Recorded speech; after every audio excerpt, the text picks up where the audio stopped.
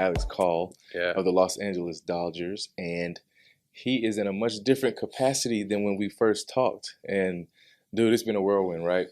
Yeah. So how is it like? Let's walk through that first of all, because when Yeah. we first talked, you were in, was it minor league? Or I mean, yeah, going back to last year, Yeah. even I was in AAA for the majority of the season before Mhm. getting called up and having, an amazing stretch. But yeah, then, starting off with Washington this year and, having high hopes for our season and, kind of didn't go the way we wanted it right away. And then finding yourself traded at the deadline to the World Series favorites and just, what a whirlwind. Yeah.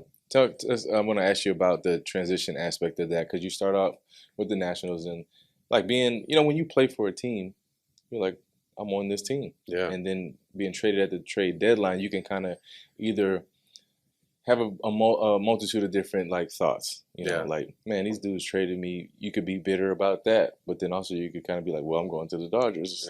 So, Yeah. how was the transition, and then mentally behind it, because that's a bigger part of the Yeah. game than really physical. Yeah. Mentally, how was the transition of being able to just kind of, at that point of the season, be able to go to a team that ends up winning the World Series? Yeah, I mean, I had a great time with the Nats. I spent, parts of 4 seasons there, made a lot of good friends, all throughout the organization, and had a great time there. But you could kind of see like the way that things were moving. It's a possibility I could get dealt here at the trade deadline, and I know how hard it is to actually make something go through. Like everyone's like, oh, I could possibly get traded or whatever, but I know it's actually hard to make a deal actually happen. So, I was watching the ticker, and I got a phone call from one of my former hitting coaches saying like, hey, the Yankees are checking in on you, like doing their due diligence. They might, try to get you. And I'm like, wow, the Yankees, like that's a big name right there. And so then we get close to the deadline, and more like Phillies are talking about, and then all of a sudden, I get a call from Mike DeBartolo, the GM of the Nats, and he's like, hey, we're trading to the Dodgers. And I'm like, the Dodgers, like the World Series favorites, like, man, they want me. Like they already have the best team ever. So it's like just going over there and being like, man, okay, here we go. I'm not really sure what to expect. Mentally, like you're right, it's a big deal. Like you got to pack up your whole apartment. You got to get out the next day.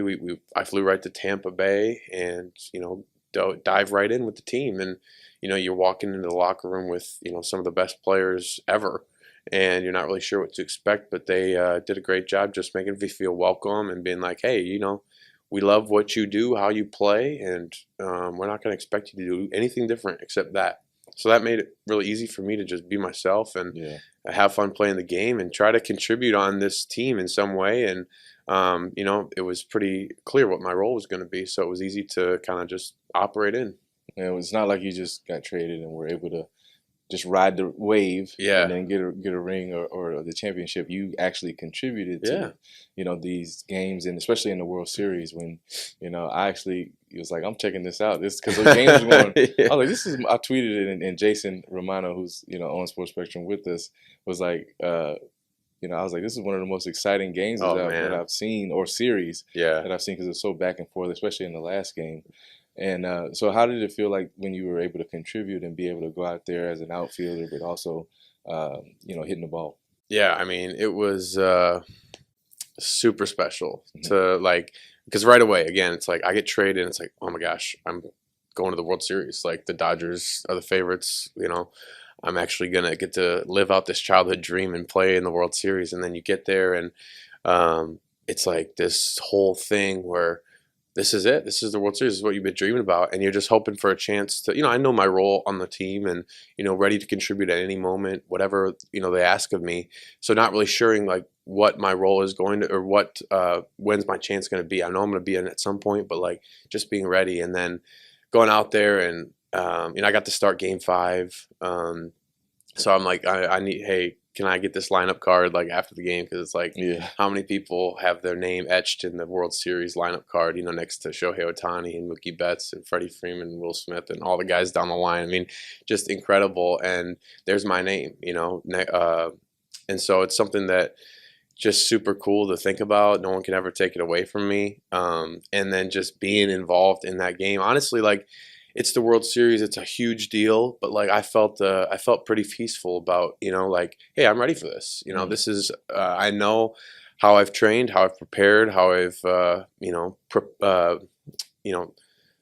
practiced these situations in my mind. Yeah. And I'm ready for it. And so it was fun to just be able to go out there and compete really with freedom. I'm just grateful for this moment, and you know, I'm just going to take full advantage of it, and it was super fun.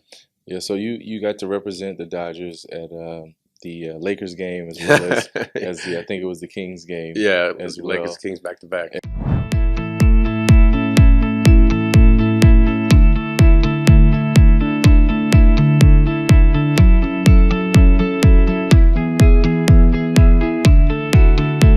And how was that kind of experience, you know, on the other side of, you know, winning the championship? Yeah, I mean, just being able to kind of take a parade lap, you know, like going through LA, we had the parade, and then the next day we go to the Lakers game, and next day after that go to the Kings game, and just kind of getting treated, seeing all the fans super excited about, you know, just what we were able to accomplish, and they get to be a part of it, and you know, just kind of soaking it in. Just, it's really a surreal moment when, again, you just kind of come full circle and look back to where you started, and, you know, just River Falls, Wisconsin, and to Ball State, and grinding through the minor leagues, and then all of a sudden find your way to the Dodgers and on a World Series championship team, and going through LA, you know, having everybody wave at you, and just be super excited about what our team just did.